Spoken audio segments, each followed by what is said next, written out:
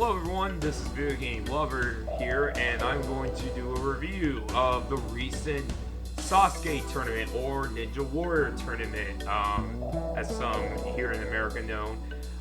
First of all, I want to address, yes, if you happen to watch Ninja Warrior back in the day, Ninja Warrior is still around, but it's only in Japan. As you know, it's called Sasuke in Japan, but in America they call it Ninja Warrior. But yeah, it's on YouTube. Some guy's been live streaming the tournament like this entire day, and it recently happened. I'm a big fan of Ninja Warrior. I've actually have done reactions of Ninja Warrior for the 36 and 37 tournament, but with the 38 tournament, I actually did a reaction, but it was in the morning. So I just want to put that out. I'm actually going to show you the live stream. It's unlisted, so only people that will click on the link would know. So, Sasuke 38. I have some conflicting opinions about this this tournament. A lot of people in my circle, because I follow the Sasuke nerd, a lot of people thought this was one of the best tournaments in years. And in some degree, I kind of disagree, and I'll get to why. So, first of all, there was only one new obstacle, and it was the Silk Slider. The reason for that was because of the COVID-19 pandemic, which, by the way, there was no audience. It was just the 100 competitors there, the crew people, the announcers, that was it, and some family members. That was it. Because of COVID, going around. They all tested negative. They did a lot of procedures. They disinfected obstacles all the time. And because of that, they got through the first stage really fast. It's like the first time in a while they got through the first stage in the daylight. The last time that happened, I think, was the 30th tournament. Unless you count 32, although that was only because it was raining so bad they had to delay the taping to day 2. But yeah, the Silk Slider was the only new obstacle. Everything else was brand new. Everything else was just normal. So, as far as the results go, or what's the main story? A lot of the Ninja Warrior All-Stars, such as Toshihiro Takeda, Shigo Yamamoto, Katsumi Yamada, and Makoto Nagano, who is coming out of retirement for this one time, decided to compete for this one tournament. Also, we got the new stars, such as Yuji Ushihara, Tomohiro Kawaguchi, Jun Sato, Tada Tatsuya, Katsumi Yamada's Black Tigers, which are Issa and Yamamoto, and of course the Grand Champion Yosuke Morimoto, who completed the course back in 2015. Over 14 people cleared, and unfortunately many All-Stars failed. A lot of people in this tournament failed the Dragon Glider. Oh my god. I know that this obstacle is very deadly, but holy fuck. I'm going to assume that I'm going to say at least 35 competitors failed this obstacle. 15 to like 20 people at least failed it, man. A lot of people failed the freaking Dragon Glider, man. But 14 competitors were able to clear the first stage, so the results were definitely better than last year.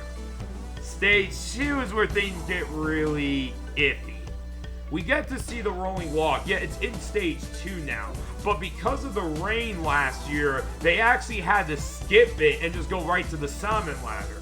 Well, in this tournament, we get to see the rolling log. And oh my god, this rolling log ended up costing a lot of people time. There were so many wall lifting timeouts, it was ridiculous. And it also didn't help because of how fast the rolling log was moving. It causes a lot of competitors to be dizzy. So a lot of competitors ended up, like Ryo Matachi, ended up failing the salmon ladder, unfortunately, which really blew. A lot of competitors who cleared first stage like 2 tournaments ago or a tournament ago and went to stage 3, they did not went to stage 2. Like Araki, Kintaro, and all of them. By the way, yeah, spoiler alert, I forgot. Only 5 competitors were able to clear, and they were Issa Yoshinori, Yamamoto Yoshiyuki, who are the 2 of Katsumi Yamada's Black Tigers, Jun Sato, Tada Tatsuya, who went to the final stage in the last tournament, and Yusuke Morimoto. As far as the third stage went, we get to see the cliffhanger dimension in true form.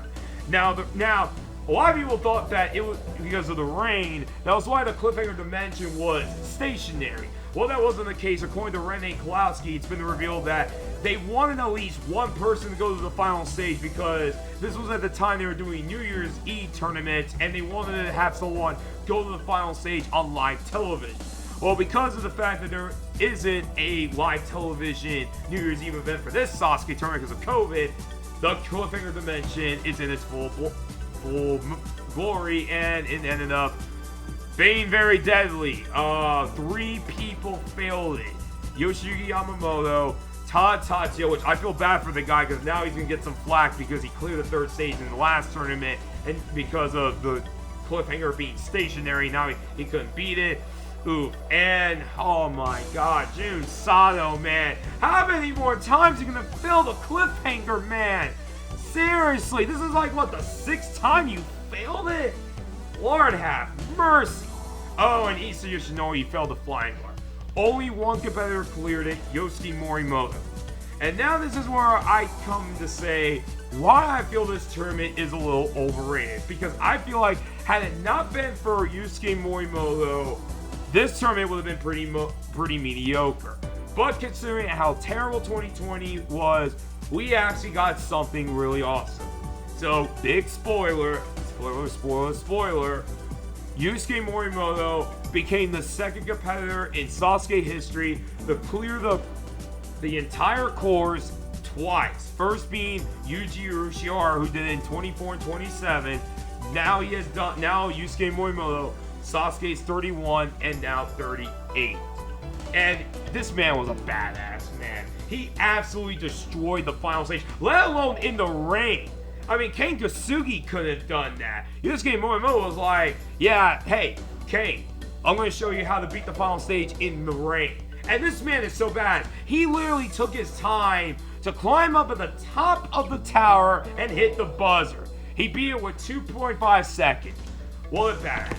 But as I was saying, that's the main reason why a lot of people were saying this tournament was amazing. And I'm happy for Yusuke Morimoto. It's his destiny to beat it yet again because this dude is one of the most talented competitors in Sasuke history next to Nagano and Urushiara. However, though, I just want to say I feel like had it not been for Yusuke Morimoto's total victory, or how in Japan it's called Kanzensei, this tournament would have been just average at best. But Yusuke ended up clearing it. They threw him and Nagano in the water, which I thought was really funny. And the tournament ends.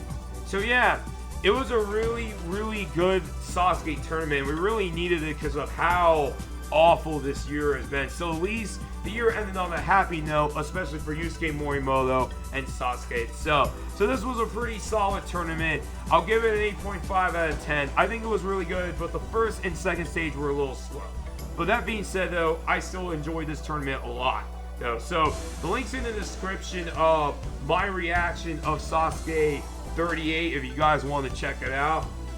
And I'll catch you guys later. Peace.